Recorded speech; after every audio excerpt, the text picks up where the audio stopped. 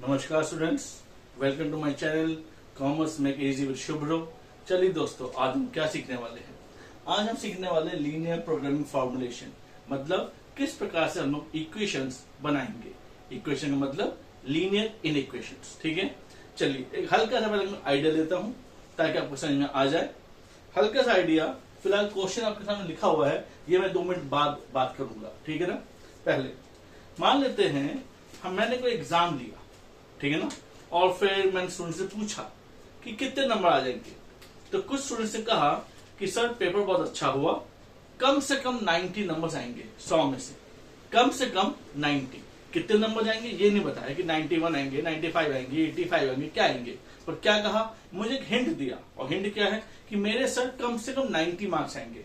देखिए वो लिखेंगे कैसे, कम से कम 90, यानी कि मार्क्स जो भी हो, एक्स अगर नंबर हुए तो वो कह रहे कम से कम 90 नंबर आएंगे। This means x must be या तो 90 के बराबर ही आएगा या 90 से ज्यादा। क्लियर। तो यानी कि कितने नंबर आएंगे, कम से कम 90। तो कम से कम 90 का मतलब आपके नंबर यानी जो मार्क्स एक्स है वो क्या होंगे, या तो 90 के इक्वल होंगे या 90 से ऊपर होंगे। यानी कि जब हम एटलीस्ट वर्ड यूज करते हैं, एटलीस्ट, तो फिर हमारा साइन इस प्रकार होना चाहिए। लेकिन अगर कोई बच्चा कहता है कि नहीं सर पेपर में बहुत अच्छा नहीं हुआ, ज्यादा से ज्यादा 60 मार्क्स आएंगे, ज्यादा से 60 मतलब क्या हुआ, 60 से ज्यादा, 60 से कम, ज्यादा से ज्यादा 60 मतलब 60 से ज्यादा नहीं, ज्यादा मैक्सिमम 60 ही आएगा, उससे ऊपर नहीं आ सकता। यानी कि आपके जो भी नंबर होंगे, अगर आपका मार्क्स एक्स है, दैट मस्ट बी या तो 60 के बराबर होंगे या 60 से कम होंगे। यानी कि हम इसे कहेंगे एटमोस्ट। क्या आपको ये बात समझ में आ गई। ये सबसे इंपॉर्टेंट पॉइंट आपको ध्यान रखना है कि अगर हमारे लैंग्वेज में क्या वर्ड यूज किया जा रहा है, एटलीस्ट या एटमोस्ट। ठीक है ना, क्योंकि इसी के बेस पर हम ग्राफ्स बनेंगे, इसी के बेस पर हम सिंप्लेक्स सॉल्व करेंगे।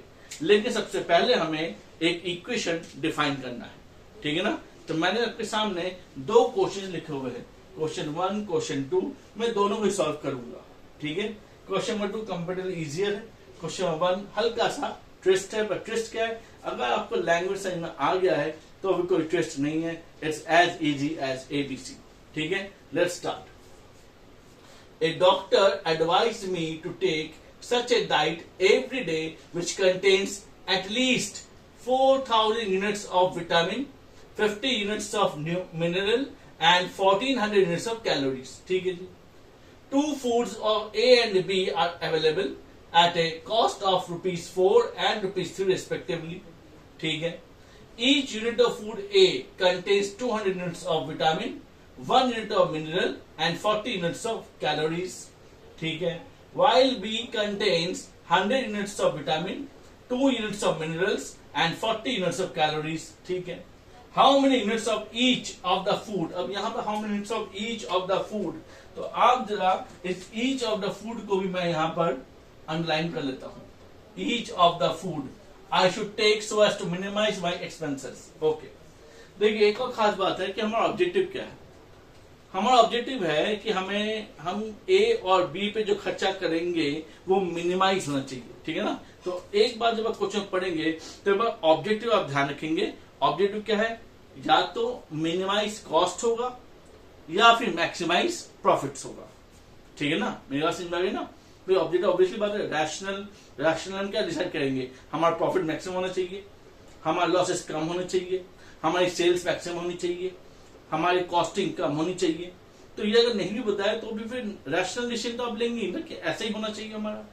अब क्वेश्चन हम दोबारा पढ़ते हैं और समझने की कोशिश करते हैं कि हम कैसे लिखेंगे। मुझे डॉक्टर ने कहा है कि आप जो भी खाना खाएं उसमें कम से कम 4000 यूनिट्स विटामिन होनी चाहिए, 50 यूनिट्स मिनरल्स होनी चाहिए और 14 यूनिट्स कैलोरीज होनी चाहिए। ये मेरे खाने में होना चाहिए। अच्छा, मेरे पास 2 तरह के खाने हैं, एक ए और एक बी। ए जो है वो मार्केट में मिलता है 4 रुपए के हिसाब से पर यूनिट, और बी मिलता है 3 रुपए यूनिट्स, 3 रुपए के हिसाब से पर यूनिट मिलता है। तो मान लेते हैं ए जो है ए यूनिट्स और यहां पर लिखा बी यूनिट्स। ठीक है ना। ओके, तो ए यूनिट्स में कितने खरीदूंगा वो नहीं पता, वो मैं ले रहा हूं एक्स, और बी यूनिट्स कितना लूंगा मैं वाई। तो चाहे मैं ए लूं या बी लूं, इसमें भी मेरे पास तीनों चीज होनी चाहिए और इसमें भी फिलहाल तीनों चीजें हैं। वो तीन चीज कौन सी है? तीन चीजें हैं, विटामिन, मैंने बी लिख दिया, विटामिन, मिनरल्स, एम लिख दिया, और तीसरा कैलोरीज, VMC। ठीक है ना? बी में भी यही तीनों चीजें हैं, विटामिन, मिनरल्स एंड कैलोरीज। कोई डाउट है? पक्का? ओके। अब आप बताइए, जो ए वाला प्रोडक्ट है उसमें कितने विटामिन है? उसमें विटामिन जो है ए वाले प्रोडक्ट में यहां लिखा हुआ है, each unit of food A contains 200 units of vitamin, यानी यहां पर है मेरे पास 200 यूनिट्स। मिनरल्स कितना है? 1 यूनिट, और 40 यूनिट कैलोरीज, यहां 40 लिख दिया मैंने। कोई डाउट तो नहीं है? पक्की बात है? ओके। अब बी में बताइए कितना है? बी मैंने यहां लिखा है, B contains 100 units of vitamin, यानी कि इसमें विटामिन है 100 यूनिट्स। मिनरल्स कितने हैं? 2 यूनिट्स, और कैलोरीज कितनी है? 40 यूनिट्स। ओके, 40 यूनिट्स या 40 यूनिट्स, ठीक है। मैं बीच में निशान लगा देता हूं ताकि आपको समझ में आ जाए कि दो अलग चीजें। कोई डाउट तो नहीं है? ओके। अब देखिए, ये जो VMC ये इस ए के नीचे है, और यहां पर VMC इस बी के नीचे है। क्योंकि ये एक्स के नीचे है तो सब में, यानी कि एक यूनिट, एक सेब मान लेते हैं, ए फॉर एप्पल। एक एप्पल में इतना इतना इतना है, तो 2 एप्पल में कितना होगा? 200 इंटू 2 कर लीजिएगा, 1 इंटू 2 कर लीजिएगा, 40 इंटू 2 कर लीजिएगा। 3 एप्पल में कितना होगा? 2 इंटू 3, 1 इंटू 3, 40 इंटू 3। तो एक्स में कितना होगा? 200x, 1x, 40x। क्या बात समझ में आ गई? क्लियर? ऐसे बी फॉर बनाना मान लेते हैं, तो एक बनाने में कितना विटामिन है? 100, तो 2 बनाने में 200, 3 बनाने में 300, मतलब जितने बनाना होंगे उतना मल्टीप्लाई कर लीजिए, उतने टाइम्स। ऑब्वियसली यही बात हुई ना। तो हम कैसे करेंगे? इसमें कितने बनाना हमने लिया? y, तो यानी कितना होगा विटामिन? 100y, यहां पर 2y, यहां पर 40y। कोई डाउट? श्योर? ये x नीचे इसलिए x x x, y के नीचे इसलिए y y y। अब ये कह रहे हैं कि विटामिन मुझे कितना चाहिए? एटलीस्ट 4000 यूनिट्स, यानी दोनों को मिलकर भी खाऊंगा तो कम से कम विटामिन कितने चाहिए? कम से कम विटामिन कितने चाहिए? 4000, कम से कम, कम से कम, कम से कम। तो 4000 से ज्यादा भी सकता है, पर 4000 कम नहीं। इसका मतलब विटामिन ये रहा और विटामिन ये रहा, तो ये दोनों विटामिन यानी 200x plus 100y must be greater than equals कितना? 4000। क्या बात समझ में आ गई? याद आया ना? मेरे कम से कम 90 नंबर आ जाएंगे, तो कम से कम 90 का मतलब क्या हुआ? x must be greater then या इक्वल 90, यानी 91 भी कर सकते हैं, 92 भी, 93 भी, 100 भी कर सकता है, ठीक है ना। लेकिन 90 से ऊपर ही आएगा। यहाँ पे कितना विटामिन चाहिए? कम से कम 4000। तो मतलब जो भी मैं खाऊंगा वो 4000 या उससे ऊपर का तो जाएगा ही जाएगा।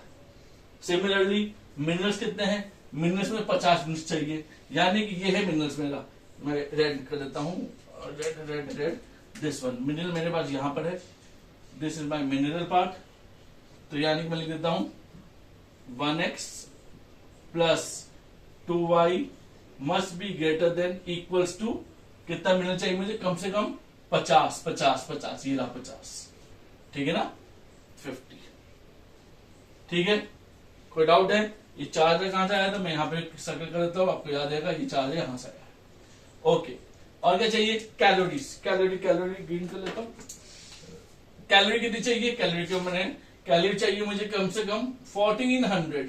तो कैसे लिखेंगे? कैलोरी का तो ये है मेरे पास 40x एंड दिस 40y। तो कैसे लिखेंगे? 40x plus 40y must be greater equals to कितना? 1400। क्या कोई डाउट है? पक्की बात है, ठीक है ना। तो this stand for vitamin, this for minerals, this for calorie. Got it? अब 1 यूनिट, ये एप्पल ही मान लेते हैं, 1 यूनिट एप्पल बाजार में कितना का मिल रहा है? 1 यूनिट एप्पल बाजार में मिल रहा है सो टू मैक्सिमाइज, यहाँ पे लिखा हुआ था 4 रुपए और 3 रुपए। मैं कितने एप्पल्स खरीद रहा हूं? एक्स। एक एप्पल 4 रुपए का, 2 Apple 4 into 2, 3 Apple 4 into 3, 4 Apple 4 into 4, तो एक्स एप्पल 4 इंटू एक्स। तो यानी कि एप्पल कितने का है? एप्पल है 4x मेरा खर्चा होगा। अब बनाना कितने का है? बनाना 3 रुपए का है, तो यानी कितना खर्चा होगा? 3y। Am I clear? कितना होगा? 3y। और दोनों को मिलाकर हम कहते हैं z।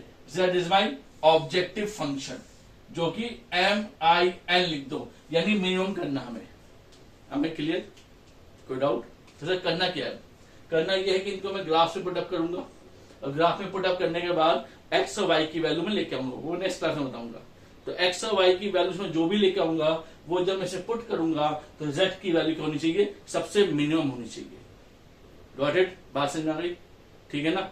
एक बात अब समझ में आ गया कि x जो है, मान लेते हैं सर x मेरा आ गया 10 और y भी 10।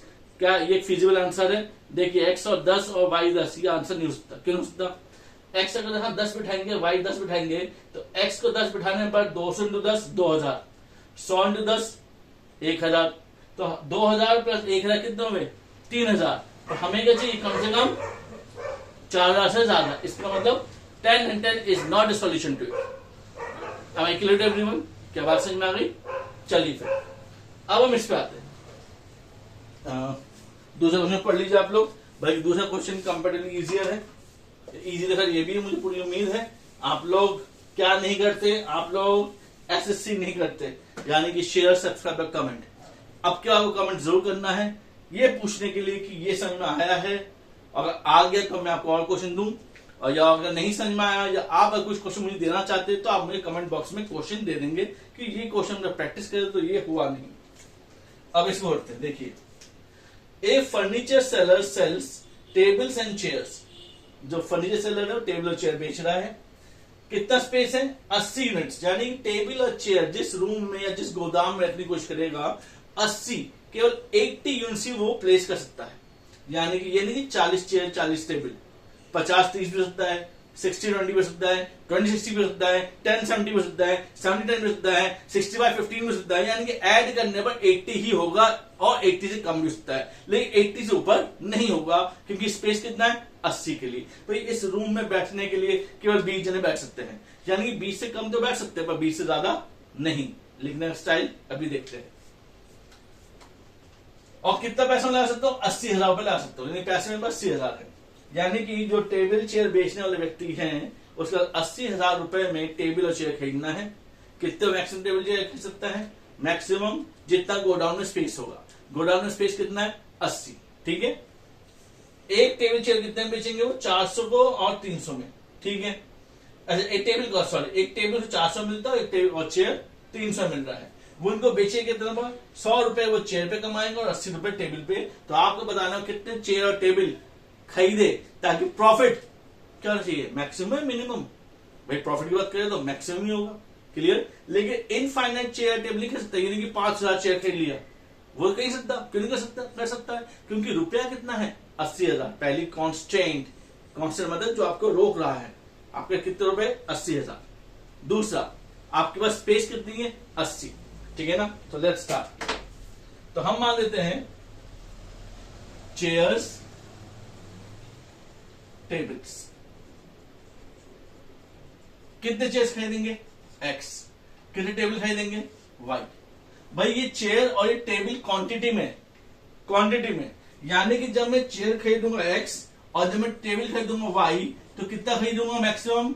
या तो वो 80 होंगे, क्योंकि मेरे पास स्पेस तो 80 का ही है। ये चेयर यूनिट में है, यूनिट, एक चेयर, 2 चेयर, बस 10 चेयर। ठीक है ना? तो चेयर्स और टेबल्स या तो ये 80 के बराबर होंगे या फिर 80 से कम होंगे, less than. Am I clear? Less than. Clear? मुंडी ऐसी क्यों नहीं बनाई? इसका मतलब ये हुआ कि x प्लस वाई को मुंडी में ऐसे कर दूं, तो इसका मतलब हुआ x प्लस वाई मिलकर 80 से ऊपर होगा। x प्लस वाई मिलकर 80 से ऊपर होगा। लेकिन आपको तो पता नहीं कि जगह कितनी हमारे पास? जगह केवल 80 यूनिट्स के लिए है। इसका मतलब 80 से ऊपर नहीं जा सकते, 80 से नीचे हो सकता है, लेकिन 80 से ऊपर नहीं जाएंगे। इसका ये इक्वेशन नहीं बन सकती। ठीक है, मिटा देते हैं। अच्छा, एक चेयर कितने का है? आप बाजार से मंगवा रहे हो, बाजार से खरीद के फिर बेचोगे। एक चेयर 400 रुपए का है, एक चेयर 400 का, 2 chair 400x2, 3 chair 400x3, 4 chair 400x4, x chair 400x plus एक टेबल 300 रुपए का, तो 300 इंटू वाई। और दोनों मिला कितने रुपए खर्च कर सकते हैं? या तो 80,000 रुपए खर्च कर देंगे या 80,000 से कम। क्या बात समझ में आ गई? इससे 1 रुपए ज्यादा नहीं खर्च कर सकते। इसका मतलब क्या हुआ? ज्यादा से ज्यादा आप 80,000 रुपए खर्च कर सकते हो, ज्यादा से ज्यादा 80,000। हालांकि यहाँ पे एटमोस्ट लिखा नहीं है, ठीक है ना, कि जैसे पिछले वर्जन में हमें एटलीस्ट लिखा हुआ था, यहाँ पे कोई एटलीस्ट एटमोस्ट नहीं लिखा हुआ। लेकिन वो कहां से पता चला? क्योंकि आपकी जगह कितनी है? कि 80 की जगह। इसका मतलब ज्यादा से ज्यादा 80 खरीद सकते हो। रुपया कितना है? 80,000। इसका मतलब ज्यादा से ज्यादा 80,000 रुपए तक में ही आप सामान खरीद सकते हो। 80,000 से कम या 80,000 तक, उससे ऊपर नहीं। तो 80,000 से या तो कम होगा या 80,000 तक होगा, इक्वल। ठीक है ना? बात समझ में आ गई? ओके। एक चेयर को कितने में बेचेंगे? कितना फायदे में बेचेंगे? एक चेयर पे हम कमा रहे 100 रुपया, तो एक्स चेयर पे कितना होगा? 100x। एक टेबल पे कितना कमाएंगे? 80 रुपए, तो वाई टेबल पर 80y। दोनों को मिलाकर के हमारा ऑब्जेक्टिव होता है z, और z हम यहां लिखेंगे मैक्सिमम। देखो भाई, पिछली बार क्या लिखा था हमने? मिनिमम। क्योंकि पिछली बार क्या था? कॉस्ट। तो कॉस्ट हमें कम करना होता है, और ये क्या है? प्रॉफिट। तो प्रॉफिट में मैक्सिमम करना होता है। बस इसे कहते हैं लीनियर इक्वेशन फॉर्मुलेशन। ठीक है ना? और यहां पे जो लिखा हुआ है less than equal to constant है, ठीक है ना? लीनियर इक्वेशन का साइन नहीं है। और कांस्टेंट क्या हुआ भाई? 80 का स्पेस कांस्टेंट है, 80,000 हमारा कांस्टेंट है। इससे ऊपर आप नहीं जा सकते, ये आपके दायरा है, लिमिट्स है आपके। हमें क्लियर? कोई डाउट है? कोई डाउट होगा तो आपको क्या करना है? कमेंट बॉक्स में जरूर लिखना है, ठीक है ना? शेयर, सब्सक्राइब, कमेंट करना नहीं भूलेंगे। मिलते हैं नेक्स्ट क्लास में। नेक्स्ट क्लास में मैं इन्हीं इक्वेशन का, इसी 2 इक्वेशन का मैं ग्राफ बना के आपको बताऊंगा कि ग्राफिकली हम इसकी वैल्यूज को कैसे लाएंगे। ठीक है ना? तब तक के लिए आप लोग स्वस्थ रहिए, मस्त रहिए, और मेरे चैनल को सब्सक्राइब करते रहिए। Thank you all, have a nice day.